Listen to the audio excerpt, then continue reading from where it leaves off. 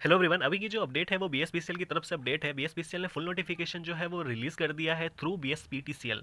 BSPTCL जो कि हमारा सब्सिडरी है वो बीएसपीसीएल का। तो यहाँ पे हम लोग बात करें जेई की, तो यहाँ पे इन्होंने वैकेंसी का जो डिस्ट्रीब्यूशन है वो आउट कर दिया है। आप यहाँ पे देख सकते हैं, यहाँ पे इन्होंने यूआर का जीरो बताया। यूआर का जीरो का मतलब हो गया कि जो अदर स्टेट वाले हैं वहाँ पे एलिजिबल नहीं है, क्योंकि यहाँ पे कोई वैकेंसीज नहीं है उनके लिए। ईडब्ल्यूएस के लिए इन्होंने टोटल 4 वैकेंसी निकाली है, जिसमें कि जनरल के लिए 3 और वुमेन के लिए 1। एससी की बात करें तो 12 जिसमें कि इन्होंने 8 और 4 का रेशियो बताया। एसटी के लिए यहाँ पे इन्होंने 2 बताया, जो कि 2-0 का रहने वाला है। ईबीसी की बात करें तो यहाँ पे इन्होंने 12 वैकेंसीज बताई है, जिसमें 8 और 4 का है। और जो बीसी है उसके लिए इन्होंने 6 और 4 का बताया। तो यहाँ पे एक जो इंपॉर्टेंट बात यहाँ पे ये है कि यहाँ पे जो वैकेंसीज निकली है वो जीटीओ के लिए निकली है। यानी कि यहाँ पे जो वैकेंसीज है वो जनरेशन और ट्रांसमिशन के लिए निकली है। तो डिस्ट्रीब्यूशन के लिए वैकेंसी जो है वो आना भी बाकी है। तो ऐसा एक्सपेक्टेड किया जा रहा है कि जो हमारा डिस्ट्रीब्यूशन के लिए जो वैकेंसीज है उसके लिए काफ़ी अच्छी खासी सीट आपको देखने को मिल सकती है। ऑन एन एवरेज ऐसा सुनने में आ रहा है कि लगभग आपको 150 से 200 वैकेंसी जो है वो डिस्ट्रीब्यूशन में आपको जल्दी देखने को मिलेगी। चलिए हम लोग आगे बात करते हैं। आगे यहाँ पे इन्होंने क्वालिफिकेशन के बारे में बताया कि जो कि आपकी 3 ईयर डिप्लोमा इन इलेक्ट्रिकल, चाहे वो आप किसी भी सेंट्रल गवर्नमेंट कॉलेजेस से हो या फिर स्टेट गवर्नमेंट कॉलेजेस से हो, तो आप यहाँ पे अप्लाई कर पाओगे। उसके बाद बात करें यहाँ पे इन्होंने प्रोबेशन पीरियड के बारे में बताया कि जो कि 3 साल का आपका रहने वाला है।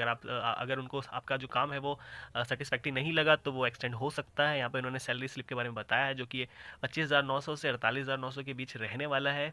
उसके बाद आप प्रोबेशन पीरियड कंप्लीट करने के बाद आप जो है वो रेगुलर बेसिस पर लेवल 8 के लिए एलिजिबल हो जाओगे। एज लिमिट की बात करें तो यहाँ पे इन्होंने यूआर के लिए 18 बताया, चाहे आप किसी भी कैटेगरी से हो। मैक्सिमम एज जो है यहाँ पे इन्होंने उसमें भी इन्होंने रिलैक्सेशन दिया। यूआर के लिए 37, एससी के लिए 42, एसटी के लिए 42, ईबीसी और बीसी के लिए यहाँ पे इन्होंने 40 ईयर का, और फीमेल के लिए भी उन्होंने 40 ईयर का रिलैक्सेशन दिया है। पीडब्ल्यूडी कैंडिडेट्स के लिए उन्होंने 10 ईयर का रिलैक्सेशन दिया है एज लिमिट में। रिजर्वेशन की बात करें तो यहाँ पे इन्होंने क्लियरली बोला है कि अगर आपको रिजर्वेशन चाहिए तो आपको बिहार डोमिसाइल का एनसीएल सर्टिफिकेट ज़रूरी है। ईबीसी और बीसी सर्टिफिकेट आपको दिखाना होगा in the time of document verification. Application fee की बात करें तो यहाँ पे इन्होंने 1500 रुपये बताया है यूआर के लिए, ईबीसी और बीसी के लिए। और जो भी एससी एसटी और फीमेल कैंडिडेट्स के लिए उन्होंने 375 रुपये बताया। सिलेक्शन प्रोसेस की बात करें तो यहाँ पे इन्होंने क्लियरली बताया कि आपका जो सीबीटी बेस्ड एग्जाम होने वाला है, जिसमें मल्टीपल क्वेश्चंस होंगे। यहाँ पे इन्होंने मिनिमम क्वालिफाइंग मार्क्स जो है वो बता के रखा है, जो कि 40% फॉर यूआर, बीसी के लिए 36.5, 34 for EBC and 32 for SC ST female candidates. Dates इन्होंने बता के रखा है कि जो स्टार्टिंग डेट है वो 1 अप्रैल से है, जो लास्ट डेट है वो 30 अप्रैल को। टेंटेटिव डेट ऑफ एग्जाम जो है इन्होंने बता के रखा है, जो कि मई और जून में आपका होने वाला है। यहाँ पे कैसे अप्लाई करना है, क्या क्या डॉक्यूमेंट्स लगने वाले हैं, तो उसके बारे में इन्होंने इंस्ट्रक्शंस यहाँ पे बता के रखा है, आप एक बार पढ़ सकते हो। तो यहाँ पे इन्होंने सिलेबस के बारे में बताया है, जो कि डिफरेंट ब्रांचेस के लिए उन्होंने बताया है। यहाँ पे इन्होंने इलेक्ट्रॉनिक्स के लिए बताया है, मैकेनिकल के लिए बताया है, इलेक्ट्रिकल के लिए बताया। तो इसमें जो वैकेंसी है वो सिर्फ और सिर्फ इलेक्ट्रिकल वालों के लिए है, तो हम लोग इलेक्ट्रिकल पे बात करेंगे सिर्फ। तो यहाँ पे इन्होंने इलेक्ट्रिकल का जो सिलेबस है वो बताया, आप देख सकते हैं यहाँ पे। यानी इन्होंने इलेक्ट्रिकल के लिए जो बताया है वो सर्किट के बारे में बताया है, इलेक्ट्रॉनिक्स के बारे में बताया है, कैड के बारे में बताया है, कम्युनिकेशन को भी इन्होंने कंसिडर करा है।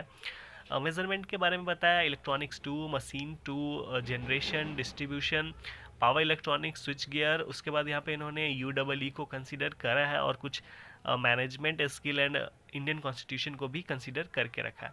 उसके बाद क्या क्या रहने वाला है, उसके बाद इन्होंने बोला है कि आपका कंप्यूटर जो है वो 10th लेवल का रहने वाला है, जनरल हिंदी रहने वाला है, इंग्लिश रहने वाला है, और रीजनिंग रहने वाला है, और हमारा जनरल नॉलेज रहने वाला है। तो यहाँ पे इन्होंने जो सिलेबस बताया है उसमें आपका जीके जीएस रहने वाला है, रीजनिंग रहने वाला है, हिंदी इंग्लिश रहने वाला है, कंप्यूटर और आपका डोमेन रहने वाला है।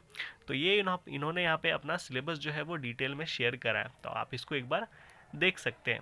तो चलिए हम लोग आगे बात करते हैं एई वालों के लिए, क्या उन्होंने एई के बारे में बताया है। करते हैं एई की, तो एई के लिए इन्होंने जो भी वैकेंसी का डिस्ट्रीब्यूशन है वो बता के रखा है थ्रू बीएसपीटीसीएल। यहाँ पे इन्होंने क्लियरली लिखा हुआ है कि जो असिस्टेंट एग्जीक्यूटिव इंजीनियर की जो वैकेंसी है उसके लिए आपके पास वैलिड गेट स्कोर कार्ड होना चाहिए। तो यहाँ पे इन्होंने कुछ भी नहीं बताया कि जो गेट स्कोर कार्ड है वो 23 का होना चाहिए, 22 का होना चाहिए, 24 का होना चाहिए।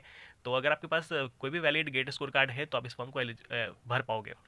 बात करें वैकेंसी डिस्ट्रीब्यूशन का, तो टोटल वैकेंसी 40 है, जिसमें से यूआर की बात करें तो यहाँ पे इन्होंने 25 बताया, जिसमें से 16 और 9 का रेशियो रहने वाला है। ईडब्ल्यूएस की बात करें तो यहाँ पे इन्होंने 3 और 1 का रेशियो रखा है, यानी कि टोटल 4। एससी के लिए कोई वैकेंसी नहीं है, एसटी के लिए 2 बताया, ईबीसी के लिए इन्होंने 2 रखा है, और बीसी के लिए इन्होंने 7 बताया है। तो यहाँ पे उसके बाद उन्होंने क्वालिफिकेशन के बारे में बताया कि आपके पास बी.टेक जो है वो 4 ईयर का होना चाहिए।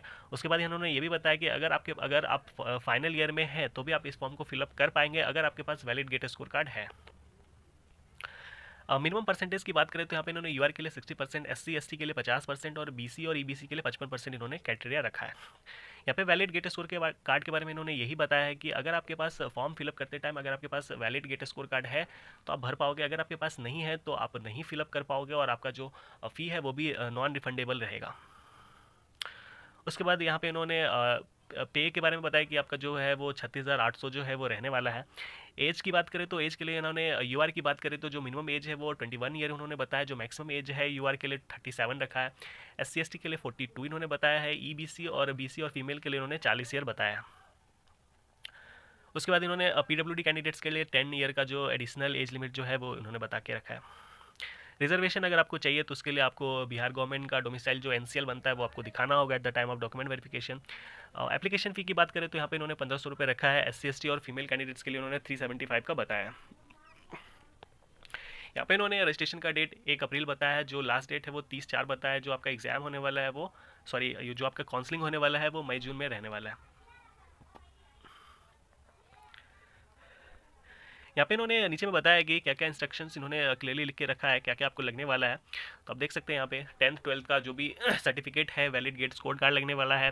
अगर आप बिहार के परमानेंट डोमिसाइल है तो आपको उसका सर्टिफिकेट अपलोड करना होगा। तो यहाँ पे इन्होंने क्लियरली बता के रखा, आप इसको एक बार पढ़ सकते हो। तो this was the update for a. Thanks for watching.